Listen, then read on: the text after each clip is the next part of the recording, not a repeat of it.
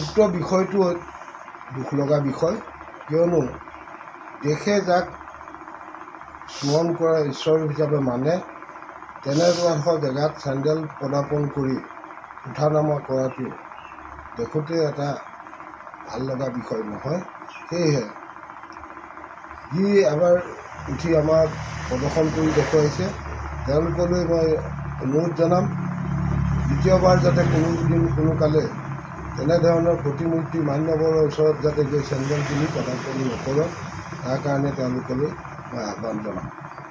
যাতে কোনো লোকেও তেনেকুৱা ধৰ্মীয় প্ৰতিমূৰ্তিৰ ওচৰত গৈ চেণ্ডেল পিন্ধি চেল্ফি লোৱা কাম যাতে নকৰে, সেইটো কাৰণে মই সকলোকে আহ্বান জনাম। যিহেতু দেখা পোৱা গ'ল প্ৰতিমূৰ্তি ইমান ধুনীয়াকৈ সজাই থোৱা, আমি ভগৱান বুলি মানো চবে, চব জাতি জনজাতি চবে মানে, কিন্তু এওঁলোকে জানি বুজিও এই ভুল কাম কৰিছিলে। আচলতে তেওঁলোক মানে ভগৱানৰ প্ৰতি তেওঁলোকৰ কোনো ধ্যান ধাৰণা নাই, আৰু তেওঁলোকৰ বোধ হয় ভগৱান যে এজন আছে পৃথিৱীত সেইটোও তেওঁলোকৰ গাত চেতনা নাই। গতিকে তেনে ব্যক্তিয়েহে এনেবিলাক কাম কৰিবলৈ সক্ষম হয়। গতিকে তেনেকুৱা কাম যাতে আৰু ভৱিষ্যতে নকৰে বা নহয়, তাৰ কাৰণে মই সবাৰো ওচৰত আহ্বান জনাম।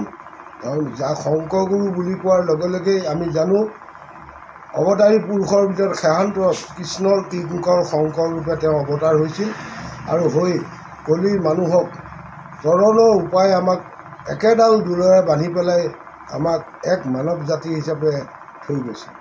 আৰু সেই আদৰ্শৰ নীতি আদৰ্শই আজি আমি মানৱ সমাজ হিচাপে আমি গৌৰৱান্বিত, আৰু তেখেতৰ যি ধৰ্ম বাণী, সেই বাণী মহান বাণী হিচাপে আমি দেখিবলৈ পাইছোঁ। সকলো দিশতে দেশজুৰি তেখেতৰ প্ৰতি শ্ৰদ্ধা ৰাখিছে, আৰু সেই ভগৱানজনৰ প্ৰতিমূৰ্তিত গৈ চেণ্ডেল পিন্ধি চেল্ফি লোৱা এই কথাটো বৰ বিশেষ ভাল কথা নহয়। সেয়েহে তেনে কাৰ্যৰ পৰা বিৰত থাকি আগন্তুক দিনত যাতে এনেকুৱা ভুল কাম নহয় তাৰ প্ৰতি লক্ষ্য ৰখাটো আমাৰ নিতান্তই প্ৰয়োজন বুলি ভাবোঁ। আৰু এই কাম যাতে আনেও যাতে তেনেকুৱা কাম নকৰে তাৰ কাৰণে আহ্বান জনাইছোঁ।